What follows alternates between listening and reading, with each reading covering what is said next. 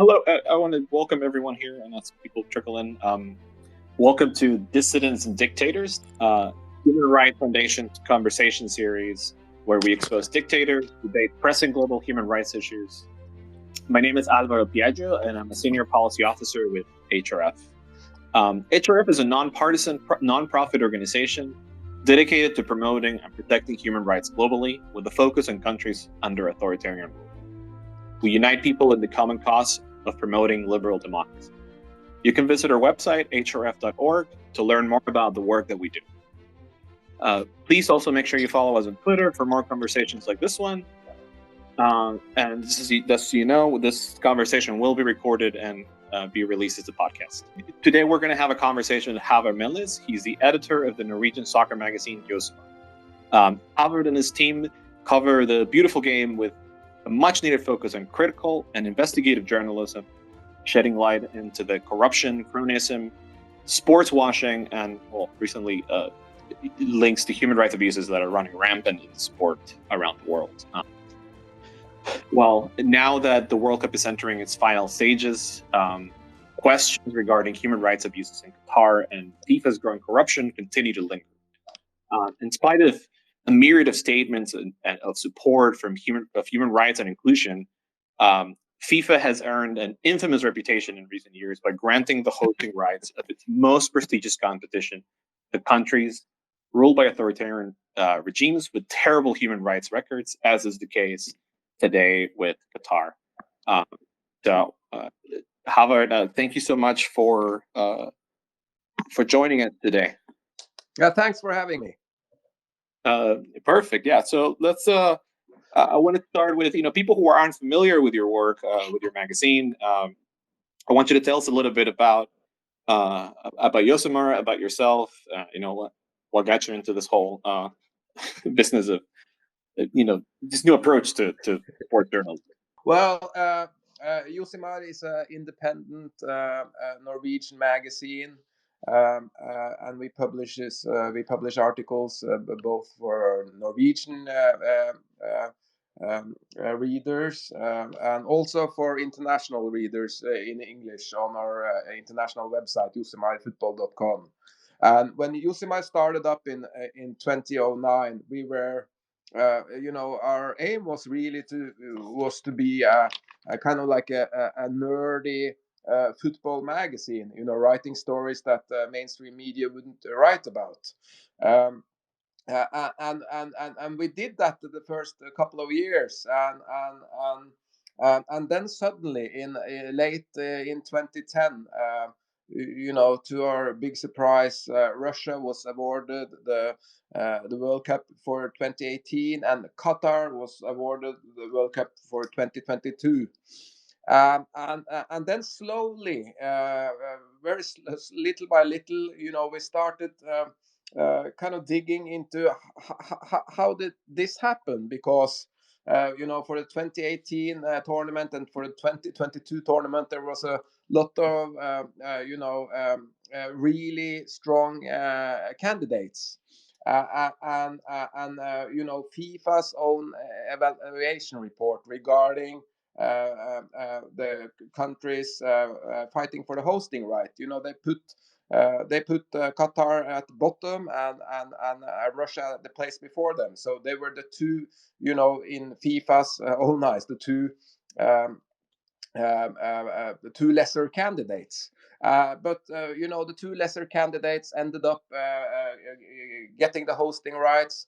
So little by little, we started to first dig into the process. What happened inside FIFA that culminated in Russia getting 2018 and Qatar being awarded the 2022 tournament.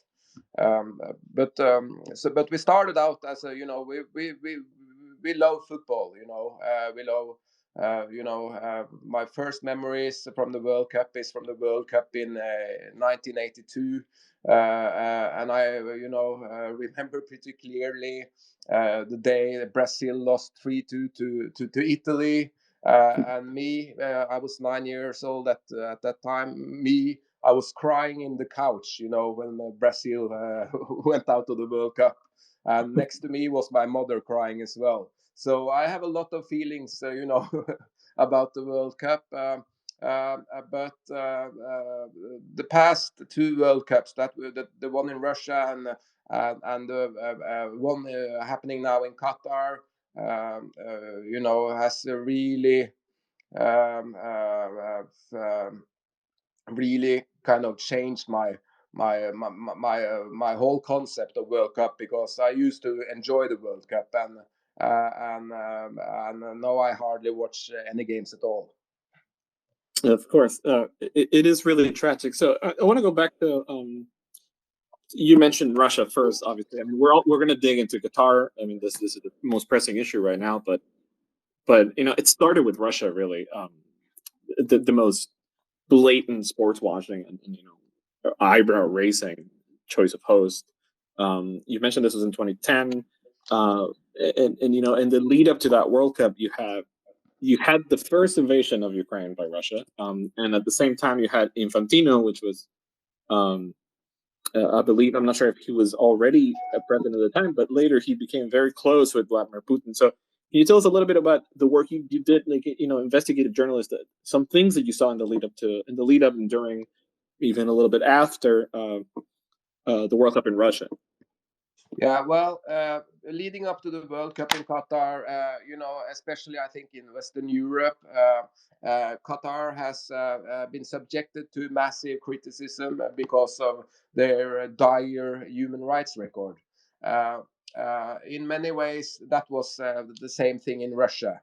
They had migrant workers, mostly from former Russian Republic, working the stadiums. And in 2017, Josimar could reveal that at the stadium in St. Petersburg, where construction work started back in 2009. They were still not finished by 2017, and by 2017 it was only a year before the World Cup kicked off. So partly in desperation, they hired, among others, North Korean workers to do work at the St. Petersburg Stadium. Now, North Korean workers, they are, you can say that they are both slaves and hostages, because to get to work outside North Korea, you need to have a family back home. You need to be married. You need to have kids, so that the regime has leverage on you. So you don't think about the possibility of defecting. There were several hundred North Korean workers working at the St. Petersburg Stadium, and they worked around the clock. They worked 7 days a week. They had the longest working hours, from 14 to 16 hours every day, and they stayed in this containers. There was absolutely not a place any human being should live in. But they, when they were in Russia, they stayed in containers. And one of the North Korean workers were also found dead in a container just outside the St. Petersburg Stadium. And the thing about the North Koreans, because of all the international sanctions towards the North Korean regime, the workers that North Korea send abroad, and typically there's only a handful of countries that accept these workers, and that's China, it's Russia, and a few countries in the Gulf. The workers that the North Korean regime sent abroad, they are also the regime's most important income because of all of the international sanctions. And experts on North Korea, they say that the income the workers abroad generates for the regimes is partly financing the regime's weapon program. So you can say that the World Cup in Russia in 2018 directly or indirectly, contributed to filling up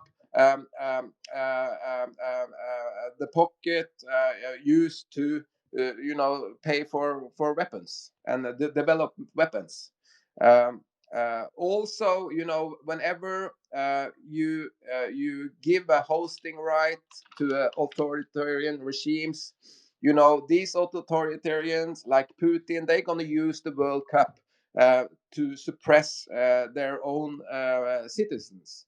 And what happened on the opening day at the World Cup in 2018 when Russia beat Saudi Arabia 5-0 was that Putin raised the pension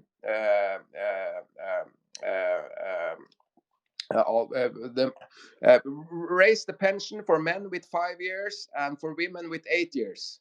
And after that, raise, the life expectancy of an average Russian was below the age where you were supposed to receive your pensions. So giving these, mega sporting events to regimes like Russia and Qatar, it has, very negative consequences for a lot of people. I don't. This World Cup in Qatar, for example, it was, this tournament was never about football. It was about geopolitics. It was about security politics. And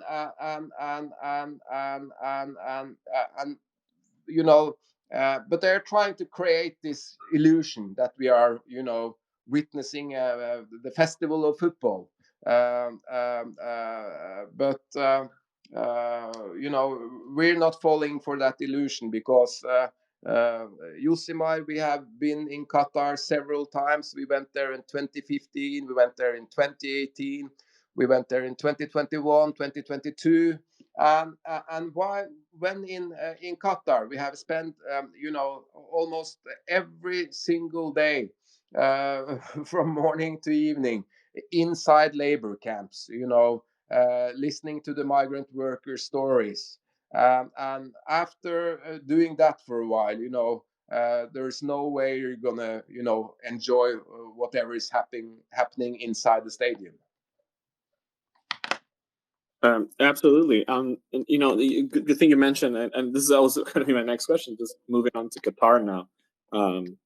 Obviously, Russia, the selection of Russia as a host raised a lot of eyebrows, like I said before, and like you mentioned, like these stories are probably stories that people forgot or that weren't really well known. But this is how a regime like Putin's operates. And it's remarkable when you think about it. Putin basically invaded Ukraine before the World Cup, and nothing changed, right? And the crazy part of the Russia 2018, the moment I really understood, how screwed up football is because the day before the opening game in Russia 2018, there was a FIFA Congress in Moscow, and halfway through that Congress, who arrived on the big stage? Vladimir Putin. And what happened when this war criminal entered the stage? All the football presidents, all the secretary generals of the football associations from all over the world took to their feet and gave him, kind of standing ovation. And here's this, war criminal on stage, and he's being applauded by, every elected football official present. And then it, dawned on me that, football is in serious trouble. Absolutely. But the problem regarding your point, Alvaro, is that you know. Uh, uh, uh, the problem is that people aren't really aware of this, and we are from Norway, and two Josimar journalists was present at this press conference, but the two main broadcasters in Norway, who are commercial partners of FIFA and are broadcasting the World Cup, both in Russia and now in Qatar, they didn't even attend, the FIFA Congress. So no one in Norway, except our subscribers and readers, really knew what happened on that FIFA Congress the day before the World Cup kicked off. And a huge part of the problem, in the abyss where football is today, is because media hasn't really done their job. They have, covered football as they covers, the entertainment or celebrity. They're not covering football, the business part of football or the political side of football. So, all this corrupt and morally bankrupt characters from all over the world have been able to pretty much do exactly what they want, because there has been way too little, media scrutiny surrounding this. Absolutely, yeah. Yeah, I wanted to move on a little bit more now to focus on Qatar. We obviously, knew we got to now know all of the everything that was wrong with the selection of Russia. And Qatar, just like Russia, I mean, Qatar is a dictatorship, and I think that's something that we, the Human Rights Foundation, wanted to stress. That everything that we see, all the abuses that we see, like in Qatar, are probably there's a direct connection there with the regime that is in place in Qatar. There is no free and fair elections. There's no independent judiciary. There's no freedom of the press. There's no freedom of association. We get a lot of these images even before the World Cup of Qatar as this progressive, forward-looking country, but under the surface, you have so many injustices that are tied to a country where there's no room for dissent. There's no legal protections for most of its citizens and its workers. And why don't you tell us a little bit about the work you've done? I know you covered, and just to get started on the issue of migrant workers, you've covered the trial of Abdullah Ibis. You tell us a little bit about who Abdullah is and why that was important, and how this ties in with all the reports that now we've seen from Qatar. Yeah, just let me. Qatar is the only country I've ever been to where you can. There's no activism. You can't see any activism. Neither in the streets or online, because very many people, including their own citizens, are afraid. In Qatar. Regarding Abdullah Ibis, he worked for the SC, which is the Supreme Committee, which is the organizers of this World Cup. Abdullah worked as a media manager for the SC, and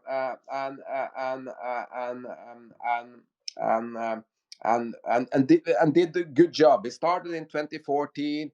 He moved up in the hierarchy, and by 2019 he was the media manager. In August 2019, something very rare happened in Qatar, and there was several thousand migrant workers striking, and inside the Supreme Committee, they have a WhatsApp group with the senior people inside the SC called the Crisis Comms Group, and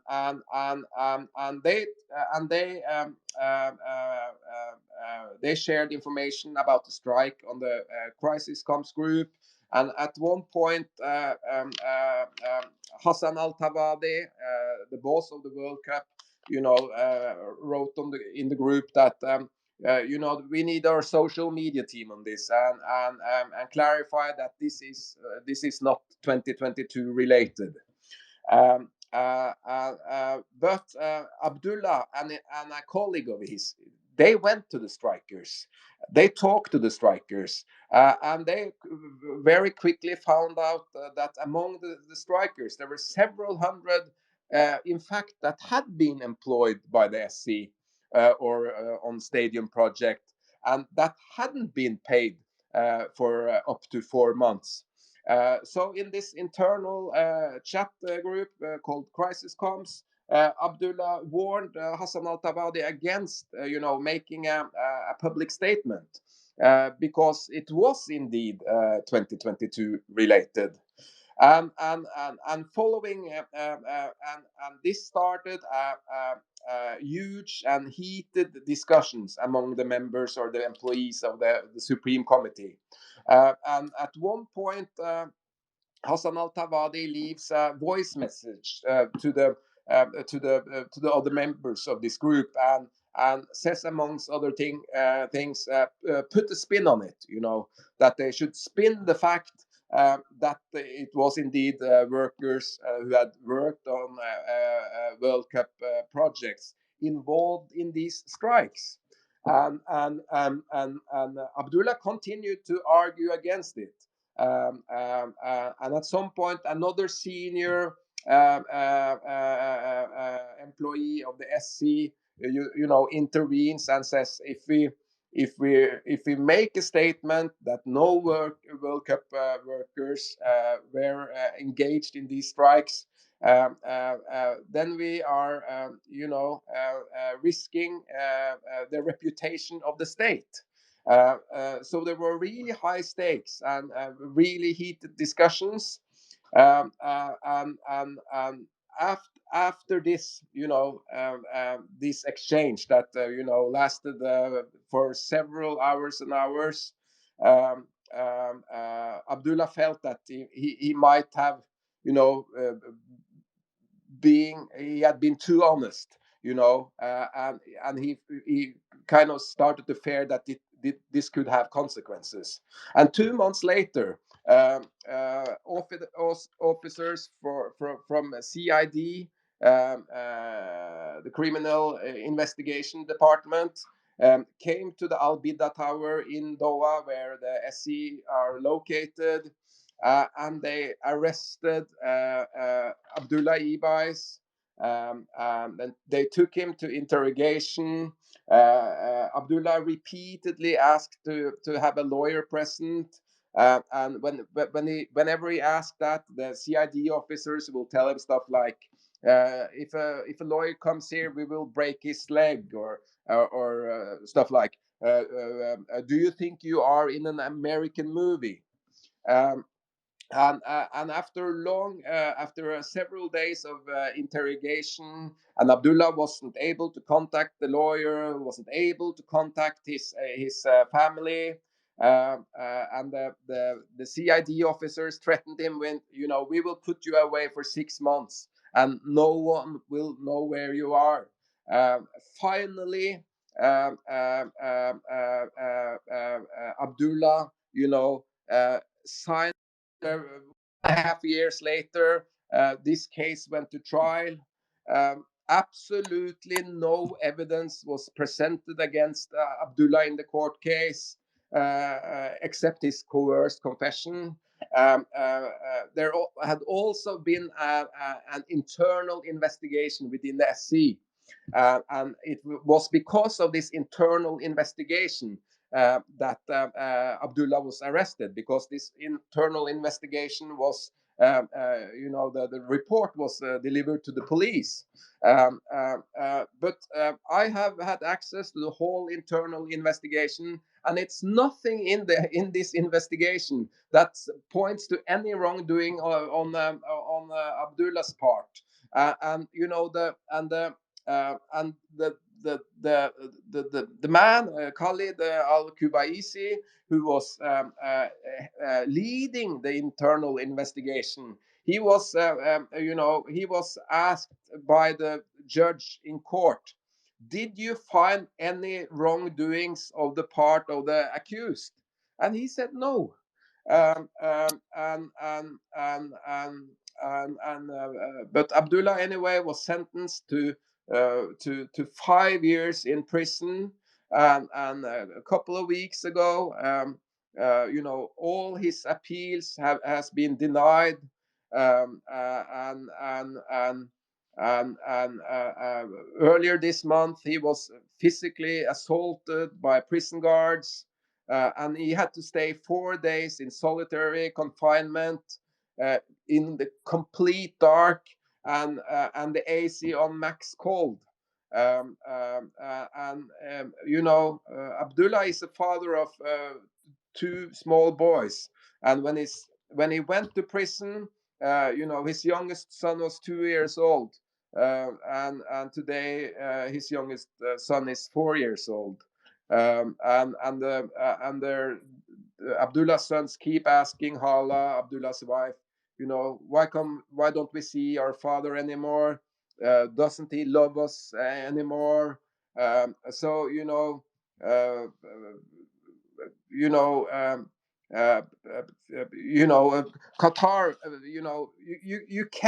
You can't award a World Cup to a country or a regime that doesn't have a legal system, and Qatar doesn't have a working proper legal system. UN working group did a report in 2019, and concluding that arbitrary arrests were happening all the time, and also, when we went, Josimar, we were 5 journalists who went to Qatar in March, April this year. And one of the reforms that the regime and FIFA and who not are bragging about is one of the reforms is that the workers are free to change jobs. That was practically impossible until a few years ago. But the workers still tell us that it's more or less impossible to change job. That they still need an NOC. NOC is a no objections certificate. And if you're a migrant worker and you go to your boss and say, I have an offer from this company, I want to change job. It's likely the following is going to happen. Yeah, of course you can change job, but you just have to pay us like 5,000 reals for the NOC. And if the worker then say, but the NOC is abolished, because of the reforms. So I want to change employer, and then his boss will tell him something in the lines of, if you ever bring this up again, we are going to call the police on you and say you are a troublemaker, and then you will get arrested and deported. So I think all this talk about these reforms happening in Qatar is just window dressing. Yeah, and it's when you mentioned that, the cases where they could treat migrant workers as speak up or want to change up into something very basic like that. It reminds me of the case of Malcolm Vidali. He was a security guard in Qatar also, and he started writing a blog under a pseudonym, and that got him in trouble. Simply documenting some of the conditions the workers were in. Yeah, just Malcolm was just telling about his everyday life. Exactly. Yeah. Yeah. Describing how it was to be a migrant worker in Qatar, and the authorities wouldn't have it. So so they put him in jail, and he stayed in jail for more than a month, I think, for the most part, without no one knowing where he actually was. Exactly. I mean, and in the end, it was because of outside pressure that they released him, but he was still under threat. Like, he didn't know he was going to get picked up again, arrested. There was no protection for him, so he was forced to leave the country in the end. It is really tragic. Just to finish, wrap this up on Qatar. What's going on right now. There's now a lot of discussion. It's become the discussion of social media. How Qatar is banning rainbow flag in the stadium. Can you tell us a little bit about that? I mean, like, and how that reflects on Qatar's. I mean, who's really running the show? Because FIFA told everyone before the World Cup started that there wasn't going to be any ban on any sort of display for activism or politics on the stands. But as we've seen, there's countless reports of people not being allowed to enter the stadium, even when they're not really carrying rainbow flags. It's just colorful attires are being turned down. Even political statements are also being turned down. I've heard stories of Iranian fans with messages showing solidarity for the women in their country have been denied entry, have been removed from the stadium. So, can you tell us a little bit about that part? Yeah, well, it's I think it's no doubt that it's it's Qatar running the show. That is World Cup 2022, and they are the final decision makers. The thing about the one love armband and stuff, it's uh, you know. Uh, it should be, uncontroversial, at least from our point of view. But you can see, uh, no one love armband is forbidden, but at the same time, it's certainly allowed to express political statements regarding Palestine, which I think is great. We need to raise the Palestinian issue.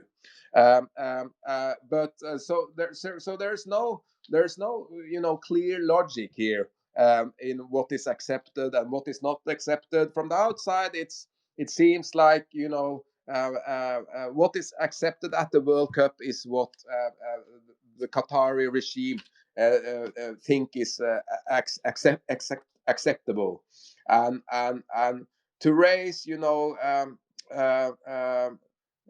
to be a part of the LGBT plus community inside Qatar is really, really, really hard. And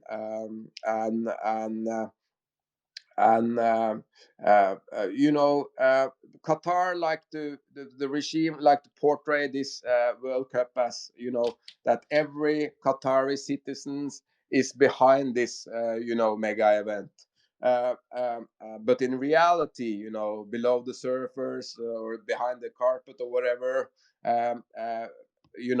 there are dissenting voices inside Qatar. But being a dissenting voice inside such a regime, it's very, very risky. You take a huge personal risk by raising your voice. Uh, I think it's the one love armband has nothing to do with, as I see it, with the political statement. It's just you're just expressing your feelings, your personal feelings, and to politicize this is it's beyond parody. Yeah, absolutely, and we have to point out also the inconsistency, like you said, with FIFA, and how they're trying to make this look like they're in charge because they're setting the rules, but at the same time we have so many contradicting rules coming from Qatar, the Qatari regime. Because FIFA is very strong in punishing racism and offensive displays against the LGBT plus community elsewhere in the world. But here they're allowing the regime to basically suppress. I mean, it's not even I, offensive. I It's just they're suppressing and something should be very banal, like you said. Yeah, yeah. Well, the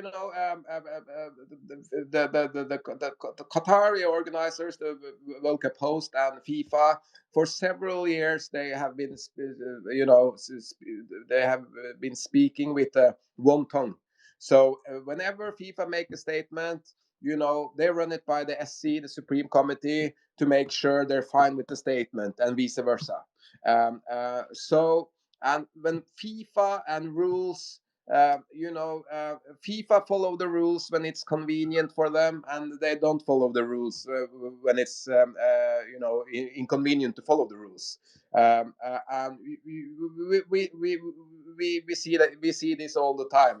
At the FIFA congresses, there's always this a few FAs, football associations around the world, that have been suspended by FIFA. And in most cases, they are suspended because of government interference, which are happening in very, very, very many of these member countries. But government interference is no problem as long as you will vote for Gianni Infantino. But if you don't get behind the grandmaster, then you are in trouble. Then they will blame you for government interference. So FIFA rules, they bend it as they as they as they please, and it's the rules and regulations that are used to to have to make sure that that the FIFA president Gianni Infantino has absolute control.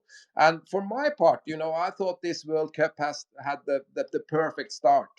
First, the delusional speech by Gianni Infantino, for the whole world to see that this president isn't fit for purpose.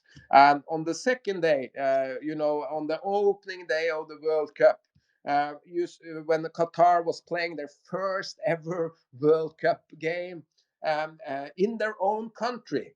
And then half of the spectators, Qatari spectators, left at half time because they wanted to avoid the traffic jam.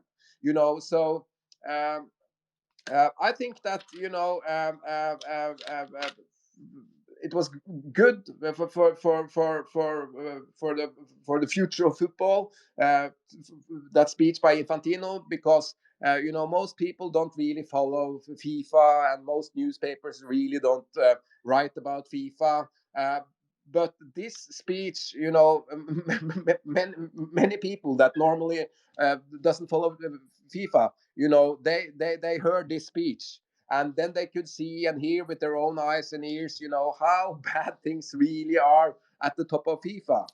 And I think, in Norway, we had this huge public debate going on in 2021 regarding whether or not Norway should boycott the World Cup in Qatar. And there was this the FA had this extraordinary AGM, annual general meeting, where the delegates voted on should Norway boycott the World Cup in Qatar or not. Now, the majority voted for not boycotting the World Cup, but at the same AGM, there was also a majority that voted for that the Norwegian president on the next FIFA Congress would address, all the criticism that has been part of the debate in Norway, address this at the next FIFA Congress. And so the speech, the great speech, I think that Lise Klaveness, the Norwegian FA president, held in the FIFA Congress in Doha in March earlier this year, that was a direct result of a grassroots uproar that we saw in Norway.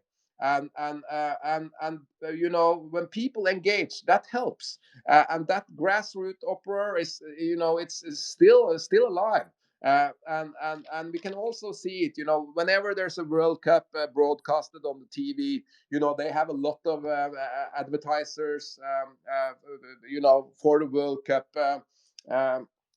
matches. But in Norway this year, we don't have a single Norwegian advertiser that are advertising that as part of the World Cup. So no Norwegian advertisers has said yes to be associated with the World Cup 2022 in Qatar, the FIFA World Cup. So for I think for football to make real changes, I think three things are vital. One, that the grassroots, because football is the most popular sport in the world.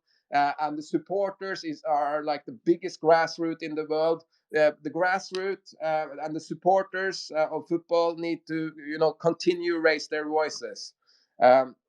Two, mainstream media and the biggest broadcasters, must stop treating football as just entertainment. They have to do proper journalism, because if people was aware of all the things that is happening inside Qatar, is happening at the top of FIFA, then more people would be seriously disgusted. And three, uh, uh, there are football players at the very top, are they role models? And in my opinion, hell no.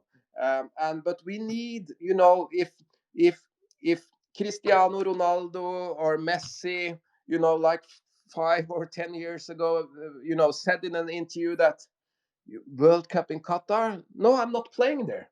You know, uh, Hundreds and if not thousands of workers have paid the ultimate price for this to happen. They have died making this tournament happen, and this is what is so unique about the World Cup in Qatar.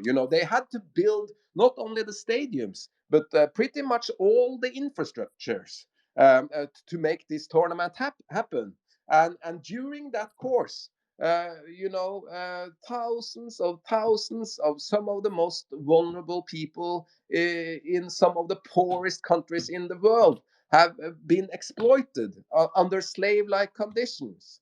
Yet at the same time, broadcasters insist that this is a football festival, that we should enjoy the party. But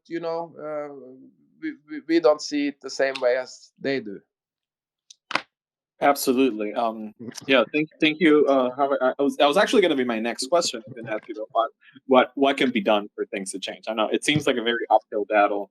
Yeah, And especially, I mean, like, and just as a final comment, I mean, I don't know if you could say something about this. Beyond the World Cup, we see this this push for sports washing, using sports to whitewash the regime, the faces of regimes that are serial human rights abuses. Or people connected to these regimes. I mean, we see this in the Premier League, for example, right?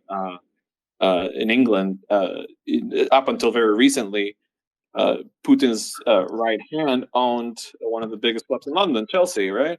And now, in the past couple of years, we saw uh, Saudi Arabia, through its, basically it's the Crown Prince MBS, purchasing Newcastle now, right? yeah. Um, and people say, like, oh, it's just the money, it's just soccer, it's just football. But uh, I've already seen that state-owned companies are starting to advertise through Newcastle, Yep. and you try to again portray this image of Saudi Arabia as not progressive, forward-looking place when you have some of the most horrific human rights abuses going on in the world. So I mean, like, just what final thoughts on that, and what can fans do, beyond the World Cup regarding this issue? Well, I think that the international football needs to hit rock bottom before we can start over again. And I think, if Saudi Arabia are serious about trying to get the World Cup in 2030, they will get it, because the tool or the means to get the World Cup, to host the World Cup, it's you have to have the thickest wallet, and Saudi Arabia has that. So as I see it, it's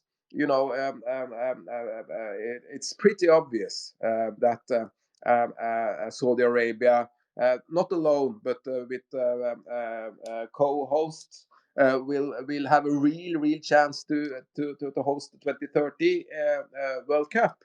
And you can see, the World Cup is such a magnet. It's such a the magical power of football. So when Saudi Arabia, beat, and it was a sensation, of course, when Saudi Arabia beat Argentina in the first group match. That was the main headline news on our public broadcast, NRK.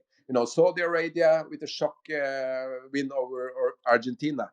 that was the main headline, and on the same front page with very tiny letters, you could also read that last week Saudi Arabia had executed 17 men.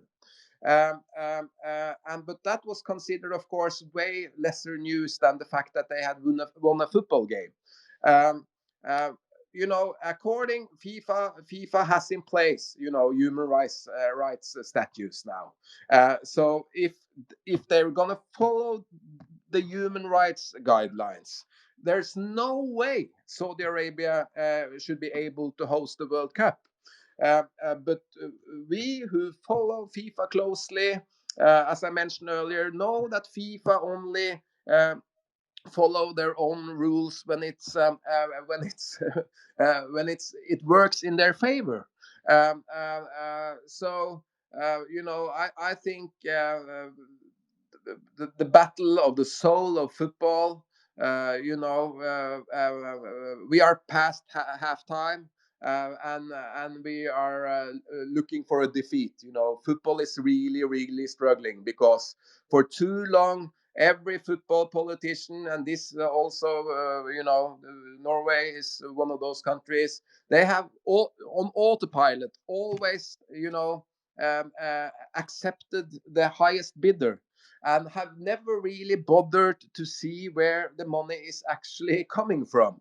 And we also need new leadership in sports, because for way too many years, Norwegian sports politicians have looked to the State Department and and kind of following the Norwegian State Department policy or whatnot. And we know that since the ILO opened the offices in Doha in 2018, the Norwegian Pensions Fund, which I believe is the biggest or the second biggest in the world, made heavy investments in Qatar, and that is also one of the examples that this tournament was never ever about football. It was a soft power move by the Qataris to gain a place at the best table in international politics and business. Absolutely. I mean, and one thing I want to stress, when you mentioned Saudi Arabia, the team, and then Saudi Arabia, the regime, I think it's important to keep in mind that in these regimes, especially when it comes to where the money comes from, right? There's no distinction between what goes on in the federation and what the government does, right? Like there's a direct connection, not just in terms of alignment of visions of PR, if you want to see it, but also in terms of money. I mean, it is just a tool, like you said, to bring prestige to these regimes. Yeah. And they can claim that they're doing, cosmetic reforms, like you said, like they bring in the ILO, and even when the ILO has not given a glowing review to Qatar, that was enough to get a lot of people to invest in Qatar, and that is tragic. That's really tragic. So I think we need to pay attention to that. I wouldn't be surprised, Alvaro, if you see that if the Saudi Arabia and win the hosting rights for 2013, who's going to move into Riyadh? ILO, and to be useful idiots for another brutal authoritarian regime. Absolutely, yeah. I just wanted to one last thing. When you not mentioned Saudi Arabia and Newcastle, if any American soccer fans here, American soccer players are starting to grow in profile. You have a lot of players playing top leagues in Europe, and it's just a personal message if you want. There is a lot of talk about several stars from the U.S. that Newcastle has interest in them. And I want to say that as fans, I think U.S. soccer fans need to push back on that. And, I think players like Christian Pulisic, Anthony Robinson, I think they're all talented enough to find some other top club that is not funded by MBS. Because, given that sort of prestige and given that access to the American market is exactly what the regime wants. And I think, the soccer aspect of it should take a backseat in that respect. And again, Yeah. like it's not like Newcastle is the only top club in the world. So I think fans need to also push for that. You know, like your favorite players, your favorite national team players, you have to make sure that you put a little pressure on them as well to say like, hey, you know what, you shouldn't go to these clubs that are funded by these regimes. I mean, I want to open it up. I mean, we're almost at the, you know, it's almost been 1 hour. So I want to open it up. If anybody has a question, you know, about Qatar, you know, for Håvard, or if you have any comments, I think we have one right here.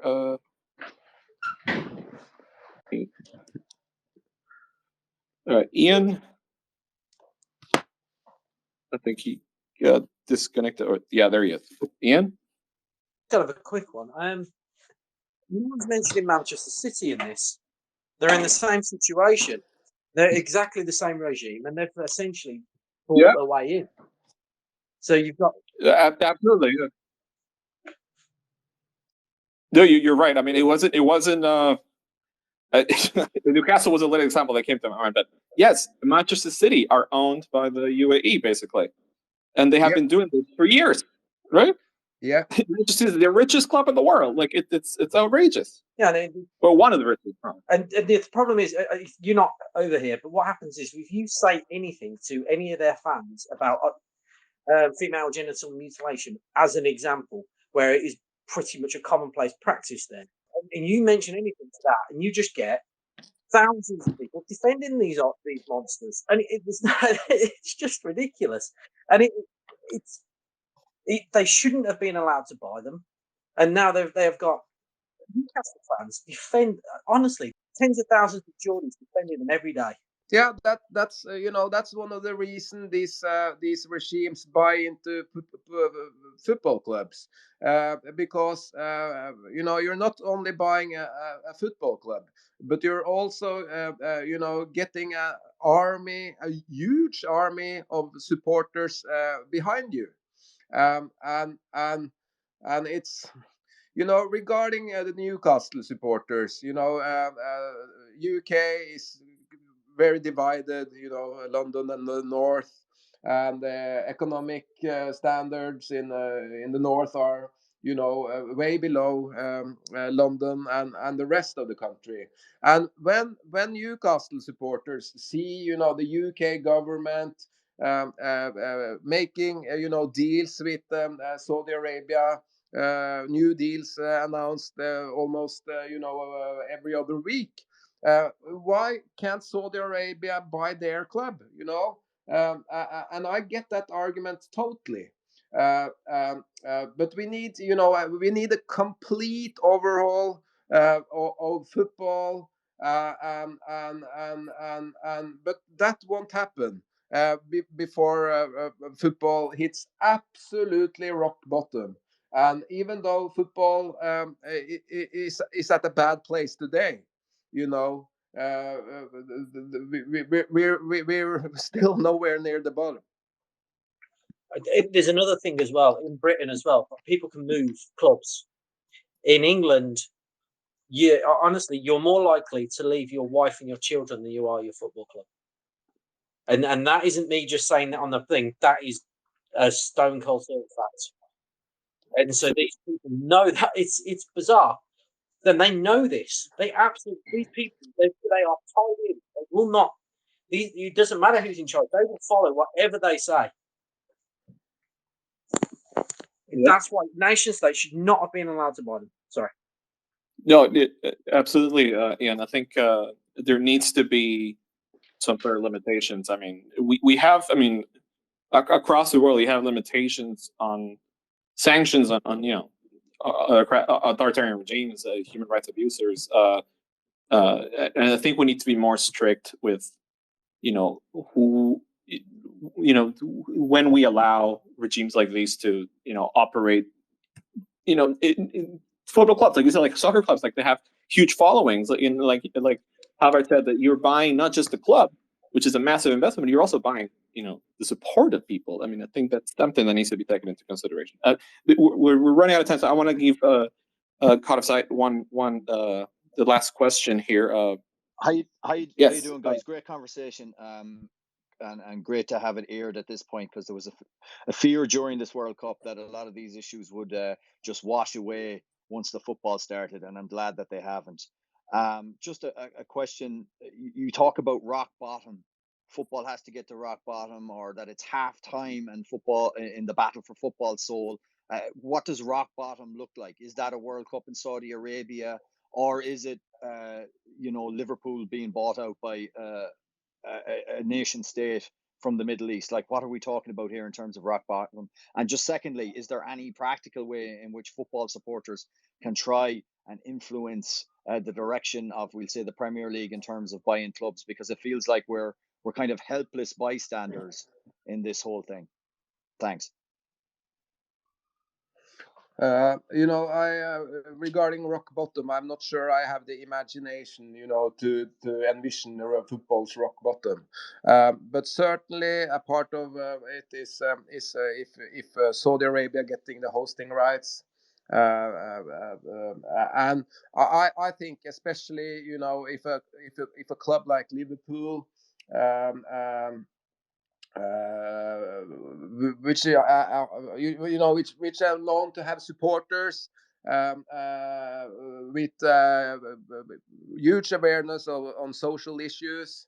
If Liverpool were to be sold to some nation state like the UAE or Saudi Arabia, then I think we will going to see both massive protest and also a massive exodus of Liverpool supporters, because they aren't having it.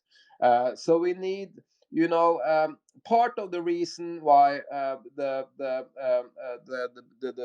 Norwegian public debate surrounding this issue grew so big is because in Norway most clubs are owned by the members.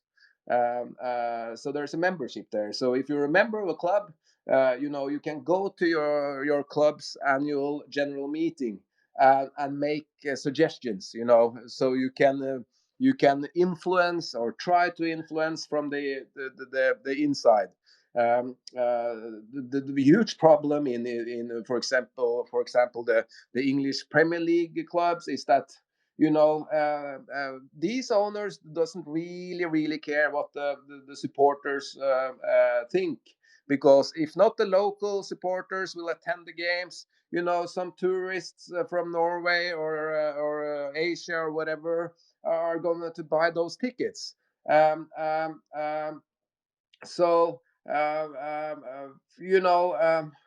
and of course, no, I really don't see any short-term solution.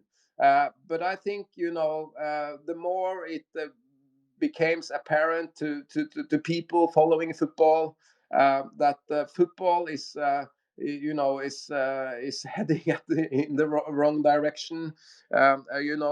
More people will raise their voices, and the more people that raise their voices, the more volume it gets, the more attention it gets. And hopefully, this World Cup, a tournament that was never about football, has been a wake-up call, not only for supporters and media, but also for the players. Thank you so much, Howard. We're already past the hour, so there's so much more we can talk about. I mean, this is an issue that it's not just. I mean, it's special for those of us who love the sport, who grew up with the sport, who love the World Cup, and also obviously those of us who are very concerned about human rights. So we could go on probably for another hour. I just want to leave with one final thought on how you can like just echo what Håvard said about that there is now more attention on these issues, and don't forget about these issues once the World Cup is over. I mean, like we have to keep on shedding a light on what's going on in Qatar, what's going on in Saudi Arabia, in Russia, in China. I mean, don't let these events. I mean, we talk about soccer today, but we could have a whole other event about the Olympics as well that just happened in China. So don't forget about the people suffering under these regimes. That's one of the most important things, and just keep talking about these issues. I think fans have more power than we think. It's a slow grind. It's a long fight, but I think things are starting to change. At least people are more aware of this. So once again, I just want to thank you, Howard, and thank everybody for tuning in. Yeah, thank you so much. Okay, thank you, Alvaro. Thank you. Thank you.